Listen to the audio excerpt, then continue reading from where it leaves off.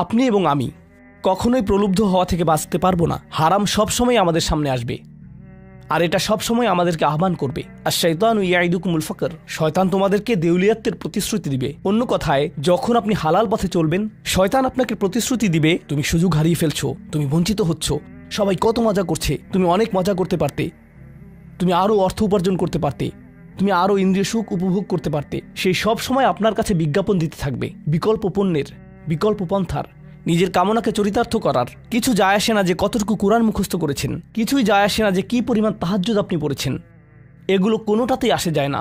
শয়তান থামবে না। দিন শেষে আপনি তো একজন মানুষই। দিন শেষে কামনা বাসনাগুলো আপনার মাঝে থাকবে, আর শয়তান থামবে না, সে আপনার পেছনে লেগেই থাকবে। শয়তানের একটা কৌশল আল্লাহ বর্ণনা করেছেন। তার মনস্তাত্ত্বিক কৌশলটি হল যায়্যানা লাহুমুশ শাইতানু আমালাহুম। শয়তান তাদের কাজগুলোকে তাদের কাছে আকর্ষণীয় করে দেয়। শয়তান